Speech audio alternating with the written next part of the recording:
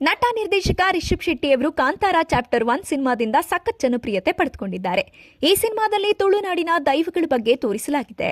Cinema ಯಶಸ್ವಿಯಾದ ಬಳಿಕ ರಿಷಬ್ ಶೆಟ್ಟಿ, ನಿರ್ಮಾಪಕ ವಿಜಯ್ ಕಿರಗಂದೂರು ಮುಂತಾದವರು ಹರಕೆ ತೀರಿಸಿದ್ದಾರೆ.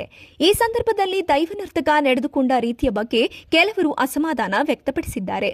ಸೋಷಿಯಲ್ ಮೀಡಿಯಾದಲ್ಲಿ ಈ ಬಗ್ಗೆ ಹೆಚ್ಚು ಚರ್ಚೆ ಶುರುವಾಗಿದೆ. ಈ ಕುರಿತು ದೈವಾರಾಧಕ ತಮ್ಮಣ್ಣ ಶೆಟ್ಟಿ ಅವರು ಮಾತನಾಡಿದ್ದಾರೆ. ಕಾಂತಾರದಿಂದ ಈಗ ದೈವಗಳು ಬೀದಿಗೆ ಬಂದಿವೆ.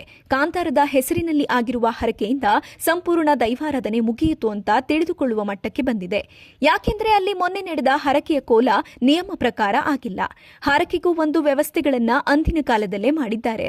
ಹರಕೆಯ ನೇಮ ಎಂಬುದು ಇಲ್ಲ ಎಂದು ತಮ್ಮಣ್ಣ ಶೆಟ್ಟಿ ಹೇಳಿದ್ದಾರೆ. ಧರ್ಮ ನೇಮ ಇದೆ, ಸಂಕ್ರಮಣ ಕೊಡುವಂತಹ ನಿಯಮ ಇದೆ, ನವರಾತ್ರಿ ಪೂಜೆ ಅಂತ ಇದೆ. ಅದೆಲ್ಲವೂ ಹರಕೆಯ ಭಾಗಗಳು. ಆದರೆ ಹರಕೆಯ ನೇಮ ಎಂಬುದು ಇಲ್ಲ. ಧರ್ಮ ನೇಮ ಅಂತ ಒಬ್ಬ ಗುತ್ತಿನವನು ಆಯ್ಕೆ ಆಗಬೇಕಿದ್ರೆ ಅವನು ಧರ್ಮ ಕೊಟ್ಟು ಮಾಡುವಂತಹ ನಿಯಮ ಇದೆ. ಒಂದು ವೇಳೆ ಅವನು ಮೊನ್ನೆ ಧರ್ಮ ನೇಮವೇ ಮಾಡದಿದ್ದರೆ ಆ ಸಮಯ ಕೂಡ ಧರ್ಮ ನೇಮದ್ದಲ್ಲ. ಅವರು ಮಾಡಿದ್ದು ದೈವಾರಾಧನೆಯ ನಿಯಮಕ್ಕೆ ವಿರುದ್ಧ ಎಂದಿದ್ದಾರೆ ತಮ್ಮಣ್ಣ ಶೆಟ್ಟಿ.